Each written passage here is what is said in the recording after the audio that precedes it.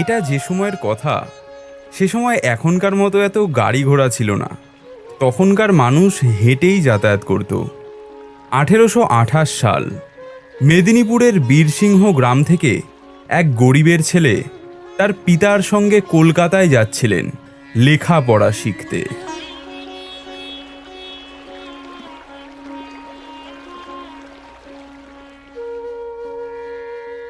বীরসিংহ থেকে কলকাতা কাছের পথ নয়, তাই সঙ্গে এসেছে আনন্দরাম গুটি। পথ চলতে চলতে ঈশ্বর যখন ক্লান্ত হয়ে পড়বে, আনন্দরাম তাকে কাঁধে করে নিয়ে চলবে। হাঁটতে হাঁটতে সবাই শিয়াখালার কাছে শালিখার বাঁধা রাস্তায় উঠে এলো। ঈশ্বর খেয়াল করে দেখল রাস্তার এক পাশে বাটনা বাটা শিলের মতো একটা পাথর পোতা। কিছু দূর পরপর এক একটা পাথর মাটিতে পোতা।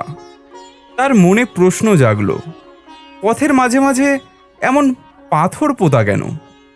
বাবাকে জিজ্ঞেস করল, এই শিলগুলো কি বাবা?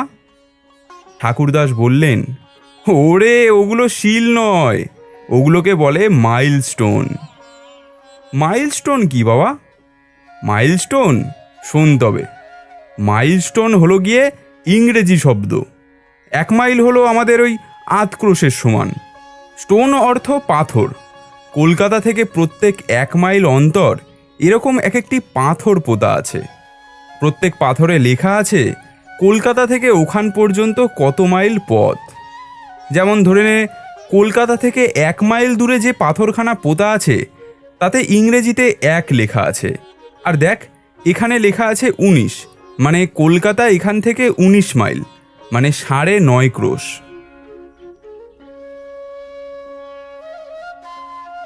বাংলা অঙ্কের হিসাব জানে ঈশ্বর।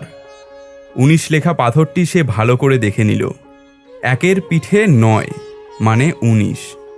পাথরে হাত দিয়ে বাবাকে সে জিজ্ঞেস করল, ইংরেজিতে কি এটা 1 আর এটা 9 বাবা?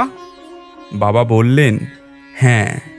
ঈশ্বর মনে মনে ঠিক করল পথে যেতে যেতে ইংরেজি অঙ্ক শিখে ফেলতে হবে।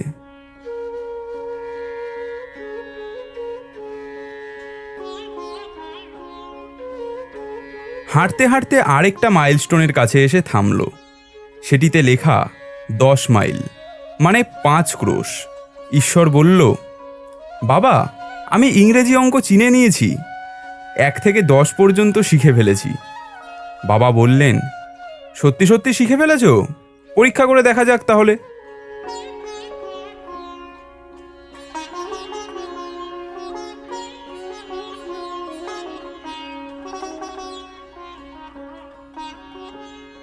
নয় নম্বর পাথরটি দেখিয়ে ঠাকুরদাস জিজ্ঞেস করলেন, হ্যাঁ রে খোকা, এটা কত বলো তো?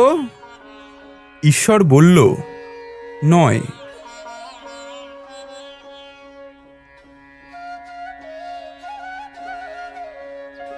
8 নম্বর পাথরটি দেখিয়ে জিজ্ঞেস করলেন, এটা কত? ঈশ্বর বলল, 8।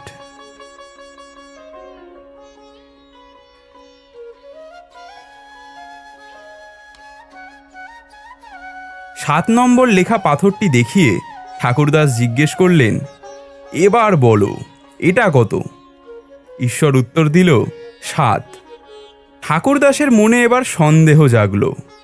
10-এর আগে 9, 9-এর আগে 8, আর 8-এর আগে 7। হয়তো ছেলে ইংরেজি অঙ্ক চেনে না, নিশ্চয়ই চালাকি করে উত্তর দিয়ে দিচ্ছে।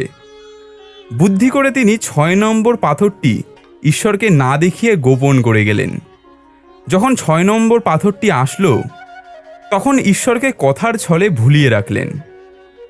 হ্যাঁ রে ঈশ্বর, বাড়ি থেকে লেখাপড়ার জন্য এত দূরে যাচ্ছিস, মা ঠাকুমার জন্য তোর মন খারাপ করবে না?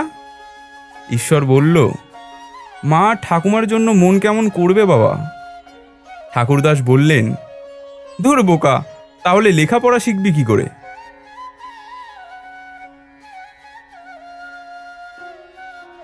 5 নম্বর লেখা পাথরটির সামনে এসে বললেন, হ্যাঁ খোকা, এবার বলো এটা কত?